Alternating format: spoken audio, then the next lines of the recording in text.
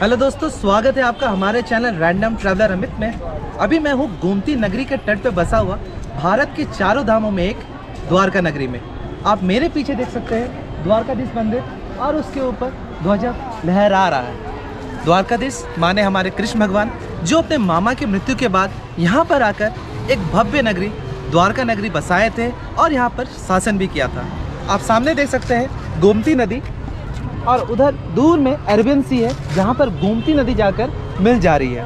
कल रात को 11:05 में हमारा ट्रेन था सोमनाथ से और सुबह आ चुके हैं 7:05 में द्वारका में। हमने अपने ठहरने के लिए अग्रवाल धर्मशाला बुक किया है। अभी बज रहा है सुबह का 10। चलिए भगवान के दर्शन करते हैं, फिर आपसे आकर जुड़ते हैं। ये मंदिर जाने के रास्ते में बाजार देख रहे हैं। आप होटल या धर्मशाला मंदिर के आसपास लेने का कोशिश करें ताकि आप आराम से पैदल चल मंदिर तक पहुंच जाएं।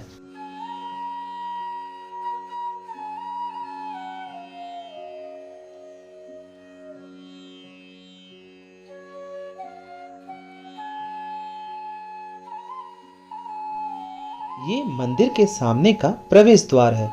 कितना भव्य लग रहा है द्वारकाधीश मंदिर।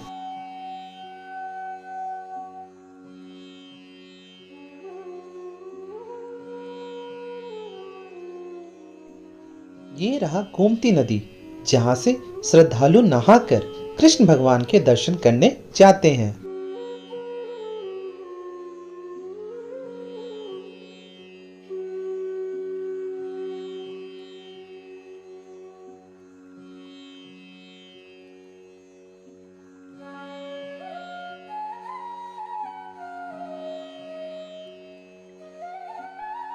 द्वारकाधीश के दर्शन करने के बाद हम लोग तुलादान मंदिर में गए। यहाँ आप तुलादान कर सकते हैं, मतलब आप अपने वजन अनुसार खाद्य सामग्री दान कर सकते हैं। हमने भी कुछ दान किया।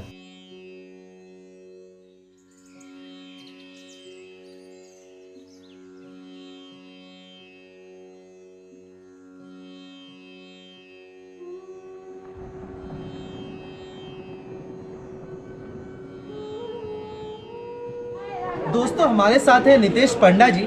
चलिए इनसे जानते हैं इस मंदिर के बारे में। ये यहाँ के बहुत बड़े पुरोहित हैं। पंडित जी, इस मंदिर का कुछ इतिहास हमारे दर्शकों को बताएं।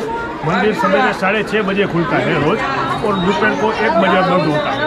शाम को 5 बजे मंदिर खुलेगा और 9:30 बजे तक मंदिर खुला रहेगा। 4 आरती होगी। सवेरे 6:30 बजे एक आरती, 10:30 बजे दूसरी आरती, शाम को 7:30 बजे तीसरी आरती और 8:30 बजे शयन आरती। 4 आरती होगी। भगवान को 11 बार भोग लगता है। भगवान के अंदर में मेन मंदिर का दर्शन करने के बाद में भगवान का परिवार का 16 मंदिर का दर्शन किया जाता है परिवार के साथ में। नीचे के मंदिर के अंदर में बलराम जी का मंदिर है। वहाँ सुदामा भगवान को मिलने के लिए आए थे, तभी वहाँ मंदिर बना हुआ है। वहीं के अंदर में सब लोग तुलादान देते हैं। अपने यथाशक्ति के हिसाब से कोई चावल का दान दिया जाता है। द्वारका एक ही ऐसा तीर्थ है, 4 धाम में भी उसकी गिनती होती है और सप्तपुरी में भी द्वारका की गिनती होती है। पंडित जी, यहाँ पर सुना गया है कि 30 किलोमीटर के रेंज में कोई इसी तरह का खेती नहीं होता, उसका क्या कारण है? भगवान को मिलने के लिए सुदामा को मिलने के लिए द्वारका जी के अंदर में आए थे, तो सुदामा के पास में कुछ भी था नहीं। वो 3 मुट्ठी चावल लेकर आए थे। सुदामा यहाँ क्यों चावल लेकर आए थे? भगवान का यहाँ के अंदर में भगवान की शादी हो रही थी। कुलगुरु दुर्वासा महाराज के यहाँ से अंदर में 56 किलोमीटर के ऊपर में दुर्वासा ऋषि का मंदिर है। दुर्वासा ऋषि को भगवान श्री कृष्ण भगवान और रुक्ष्मणी माता जी दुर्वासा को द्वारका जी के लिए भोजन के लिए न्योता देने के लिए गए। तभी दुर्वासा ऋषि ने बताया कि मैं मूंगे घोड़े अश्व पर सवारी नहीं करता हूँ, आप पति पत्नी दोनों रथ खींचकर मुझे द्वारका जी ले जाओ तो मैं द्वारका जी आने के लिए तैयार हूँ। तभी दोनों पति पत्नी रथ खींचकर द्वारका जी ले आ रहे थे। तभी रास्ते में रुक्ष्मणी माता को पानी की प्यास लगी। ऊपर में बैठे ब्राह्मण की बिना आज्ञा रुक्ष्मणी माता ने पानी का ग्रहण जल कर लिया और द्वारका जी की पूरी भूमि के ऊपर में 30 किलोमीटर के अंदर में साथ दे दिया। नहीं भी कहीं भी जगह अन्न जल फल फूल यहाँ के अंदर में कोई खेती बाड़ी होती है, वो हिसाब से यहीं के अंदर में द्वारका जी की पूरी भूमि है, वो दुर्वासा की शापित भूमि है। सुदामा भगवान को मिलने के लिए तभी आए थे। तभी सुदामा ने भगवान को चावल का दान अर्पित किया था। आने वाले यात्री द्वारका जी के अंदर में तुलादान और चावल का दान देने का खास महत्व बताया है।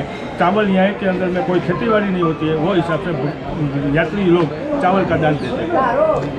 थैंक यू पंडित जी। भक्तों से अनुरोध करूंगा, अगर आप द्वारका आ रहे हैं, इनका नंबर मैं अपने कमेंट बॉक्स में दे दूंगा, आप इनसे कांटेक्ट कर सकते हैं। जय द्वारकाधीश। जय द्वारकाधीश।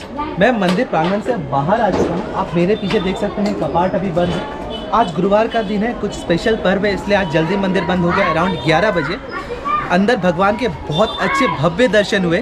भगवान के 2 बार दर्शन हुए। जय द्वारकाधीश। उसके अलावा कृष्ण भगवान के 16,008 रानियाँ हैं, उनमें से 8 रानियों के भी दर्शन हुए। शंकराचार्य जी का मठ बंद था, इसलिए वहाँ का दर्शन नहीं हुआ। अभी हम लोग वापस अपने अग्रवाल धर्मशाला की तरफ बढ़ रहे हैं। मिलते हैं आपसे कुछ देर, फिर घूमेंगे द्वारका नगरी।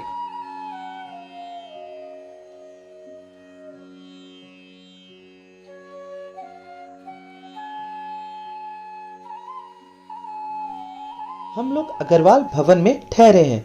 चलिए इस भवन की कुछ झलकियां देखिए।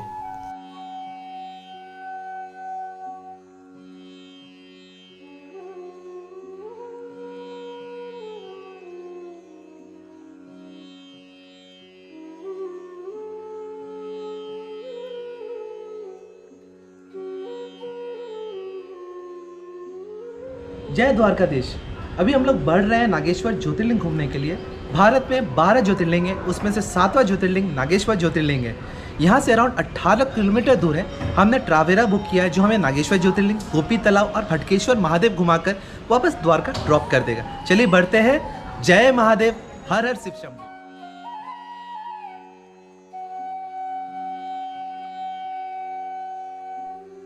आप सामने नागेश्वर ज्योतिर्लिंग मंदिर देख पा रहे हैं, जहां हम लोग गोपी तालाब देखकर वापस आ दर्शन करेंगे।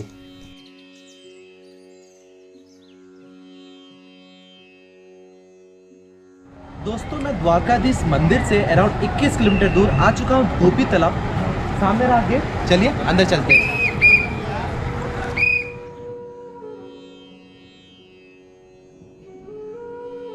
गोपी तालाब जाते वक्त आपको बहुत सारी मंदिर दिखेंगे। आप वहां भी भगवान के दर्शन करने जा सकते हैं। ये राम लक्ष्मण सीता जी का मंदिर है और ये रहा तैरता हुआ पत्थर। दोस्तों, आप जो इस तालाब को देख रहे हैं, इसी तालाब को गोपी तालाब कहते हैं। माना जाता है कि मथुरा से 16,000 गोपियां कृष्ण भगवान से मिलने के लिए द्वारका आई थी। फिर कृष्ण भगवान उनसे मिलकर अर्जुन से कहा था कि इन्हें सुरक्षित मथुरा तक पहुंचा दे। अर्जुन उन्हें लेकर वापस आ रहे थे, तब यहाँ पर तालाब देखकर गोपियां नहाने का सोची और अर्जुन एक पेड़ के नीचे आराम करने लगे। आराम करते करते भील कावा आकर अर्जुन को रस्सी से बांध देते हैं, उनके तीर धनुष छीन लेते हैं। इसे देखकर गोपियां सोचती हैं कि अर्जुन के पास तो कोई शस्त्र नहीं है, वो कैसे बचेंगी अब। तब वो डर के मारे एक डिसीजन लेती है कि चलो सब मिलकर कृष्ण भगवान के नाम पर यहाँ सुसाइड कर लेते हैं। तब जाकर वो 16,000 गोपियाँ यहाँ पर सुसाइड कर लेती हैं और यहाँ पर बन जाते हैं गोपी चंदन। तभी से यहाँ पर गोपी चंदन बहुत फेमस है। आज भी कृष्ण भगवान गोपी चंदन से तिलक करते हैं। आप देख सकते हैं दूर में वो घाट है, कुछ लोग आए हैं पानी का छिड़काव कर रहे हैं। काफ़ी अच्छी सी जगह है। जब आप द्वारका आइएगा यहाँ जरूर से आए, कुछ समय यहाँ पर बिताएं।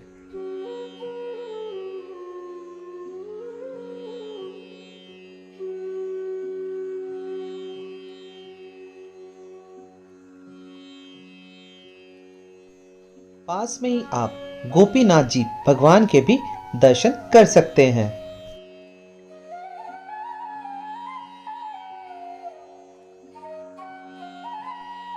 फिर हमने बालाजी भगवान के भी दर्शन किए।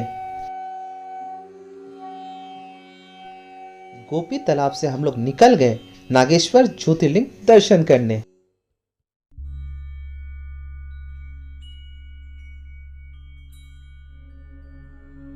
दोस्तों, मैं गोपी तालाब से 5 किलोमीटर दूर आ चुका हूँ। भारत के 12 ज्योतिर्लिंग में से एक ज्योतिर्लिंग नागेश्वर ज्योतिर्लिंग। पीछे रहा मंदिर, बहुत भक्तजन है, लाइन लगा हुआ है। चलिए चलते हैं और भगवान के दर्शन करते हैं।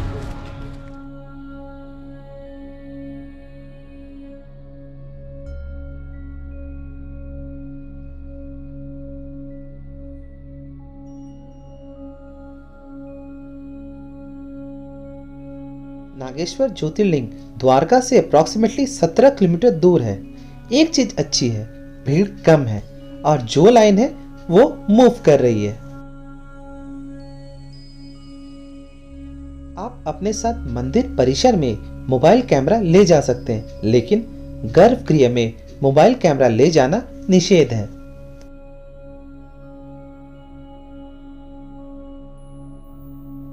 चलिए अब आपको महादेव के भव्य दर्शन करवाते हैं। हर हर महादेव।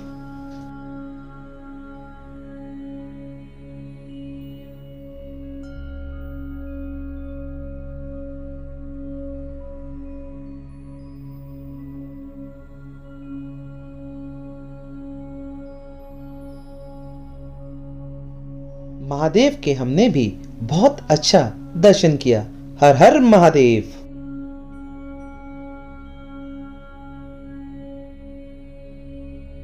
दोस्तों मैं अभी नागेश्वर ज्योतिर्लिंग के मंदिर परिसर में हूँ। भगवान के दर्शन बहुत अच्छे हुए। दर्शन करने से पहले हमने 250 रुपये का प्रसाद दिया, फिर 200 रुपये की पर्ची कटाई, जिससे अंदर मंदिर में जाकर हम पूजा दे सकते थे। लड़कों लोगों को मंदिर के गर्भगृह में जाने से पहले धोती पहनना होता है, ताकि वो जाके भगवान की पूजा कर सके। औरतें या फीमेल कहें तो लड़कों का साथ दे सकती है, उनके साथ खड़े हो सकते हैं, लेकिन पूजा ज़्यादातर लड़के ही करते हैं। हर हर महादेव, जय शिव शंभू। इसके साथ ही मेरा 8वां ज्योतिर्लिंग संपन्न हुआ। चलिए अब बढ़ते वापस द्वारका की ओर, मिलते आपसे वहीं पर।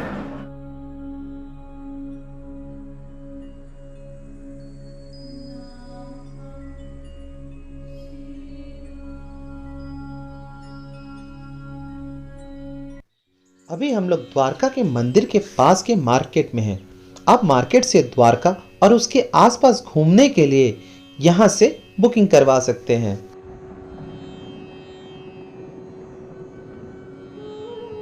हमने भी इस बाजार से अपने परिजनों के लिए कुछ खरीदारी की।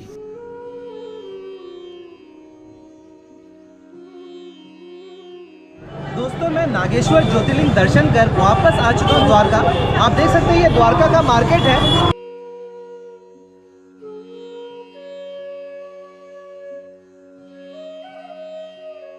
आप इधर सीधा चले जाइएगा तो मंदिर का फ्रंट द्वार आ जाएगा, और इस साइड चले जाइएगा तो मंदिर का 56 सीढ़ी वाला द्वार आ जाएगा। आज बहुत ही अच्छा द्वारकाधीश का दर्शन हुआ है, नागेश्वर ज्योतिर्लिंग का दर्शन हुआ है, और इसी के साथ मेरा 8 ज्योतिर्लिंग दर्शन भी संपन्न हुआ है और 4 धाम भी संपन्न हुआ है। चलिए आज के लिए इस वीडियो में बस इतना ही। मिलते हैं वापस आपसे कल सुबह। Till then bye bye, see you soon. जय द्वारकाधीश।